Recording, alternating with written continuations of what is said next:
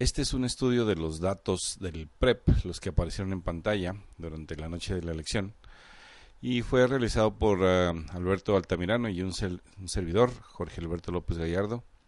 Fue presentado en el coloquio de análisis de la elección por Alberto Altamirano el martes 29 de agosto del 2012. El plan de la plática es ver un poco acerca de los antecedentes, qué es lo que motiva el estudio, y hablar un poco acerca de los cálculos que se hicieron, la correlación de los incrementos del PREP, y entrar después en un análisis de la distribución de tales incrementos, y haremos un resumen y después unas conclusiones. Hubo un estudio anterior que fue presentado en el coloquio por Artemio Gallegos, en el cual se encontraron correlaciones perfectas entre los datos temporales del PREP. Y también hubo una serie de estudios en los que se demostró que la acumulación de tales datos no es responsable por la perfección de la correlación. Asimismo, se encontró que los datos del PREP están ajustados de una manera muy sensible al 1%, y que si se salen de ese margen pierden la perfección. Bueno, la idea de Altamirano fue estudiar, en lugar de estudiar los datos mismos del PREP, estudiar los incrementos del PREP.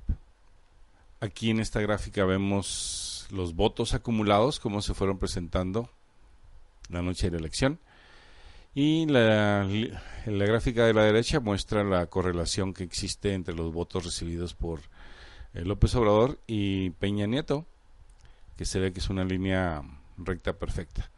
Entonces la idea es estudiar, en lugar de estudiar los datos del PREP, es estudiar los incrementos. A incrementos se refiere uno con el cambio de una actualización a la siguiente. El primer paso fue capturar los datos del PREP, como iban apareciendo en pantalla, y estos son los datos temporales del PREP, no son los finales que después repartió el IFE en un archivo, sino estos fueron los que fueron presentados en pantalla.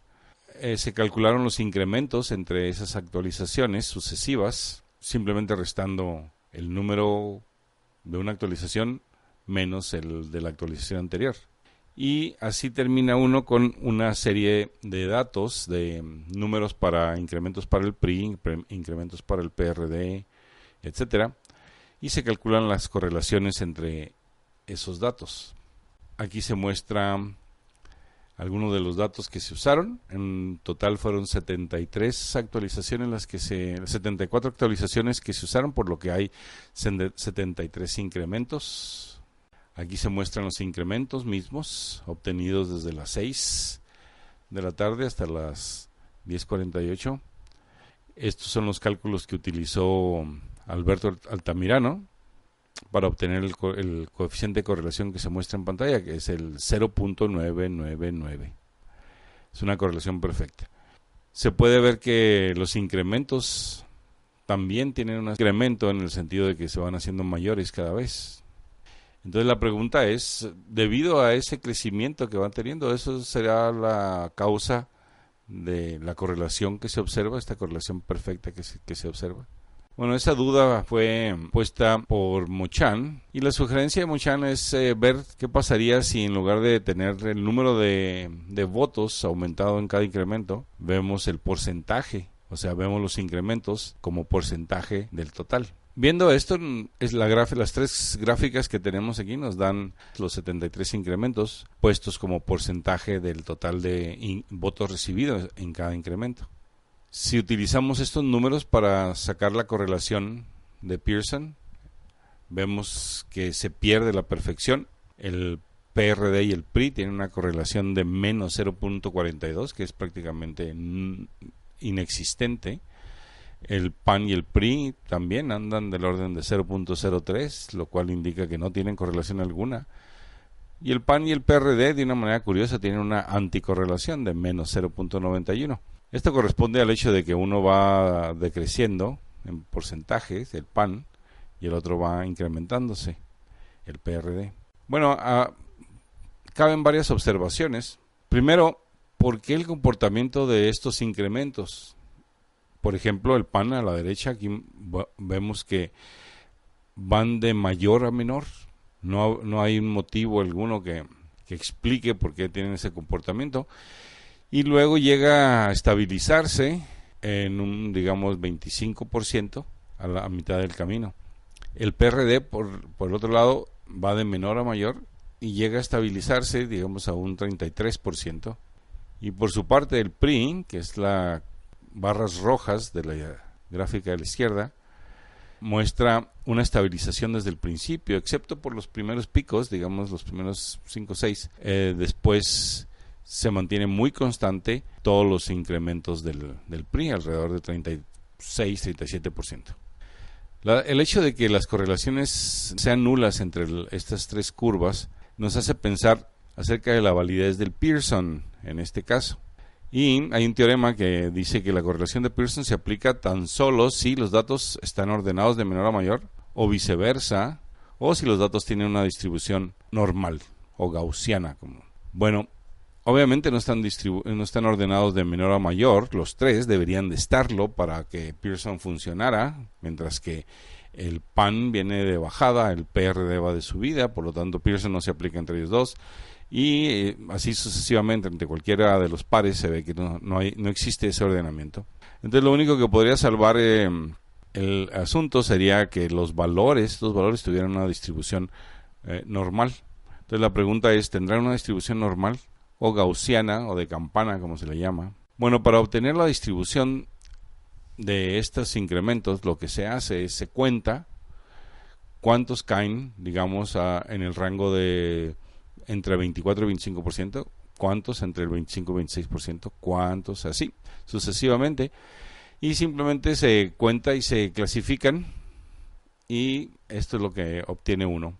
La distribución es una distribución muy interesante, porque no es de campana, obviamente, y nos dice, por ejemplo, que el PRD va de subida, o sea que tiene pocos de probabilidad baja hasta llegar a un máximo de 34, que es prácticamente constante.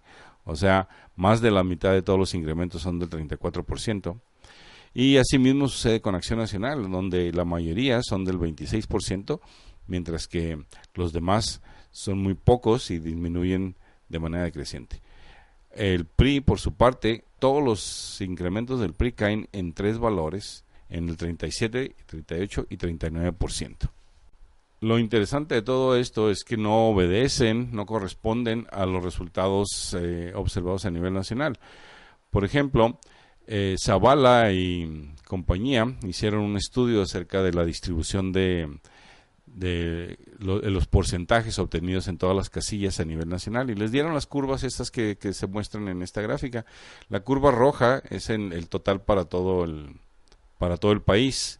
Y nos da la distribución de porcentajes a nivel nacional para el PRI. Y las tres barras que están ahí están superpuestas, son los resultados anteriores, es la distribución de los incrementos mostrados en los datos del PREP. O sea que por un lado la elección nos dice que la distribución es como esa curva de campana, pero el PREP, los datos temporales, nos dice que es estas tres barras que están aquí, prácticamente constante. Y obviamente una curva no corresponde con la otra. Bueno, con esto es posible sacar algunas conclusiones, pero primero hagamos un resumen.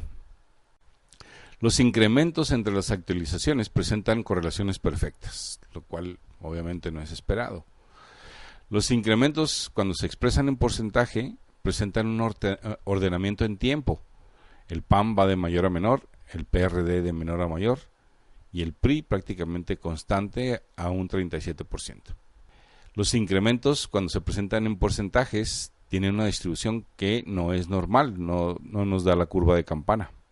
No es posible usar la correlación de Pearson con los incrementos en porcentaje, tanto porque no están ordenados todos de la misma manera o porque no tienen una distribución normal.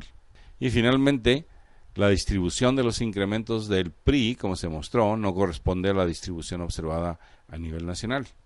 ¿Cuáles son las conclusiones que podríamos sacar de estas observaciones?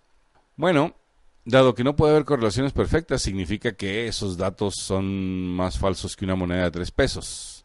Segundo, dado que no hay razón para que los incrementos en porcentaje estén ordenados, nos dice lo mismo, que los datos no pueden ser reales. Dado que los incrementos no tienen una distribución normal, pues nos indica que hay una violación muy grande al teorema del límite central de la estadística, por lo tanto los datos no pueden ser un muestreo natural de la elección. Y dado que la distribución de los incrementos no corresponden a la distribución nacional, quiere decir que no fueron sacados de los datos nacionales, simplemente fueron agregados, construidos por alguna manera. O sea, los datos temporales mostrados por el PREP son falsos. Y con eso termino. Aquí hay 4 referencias. Gracias.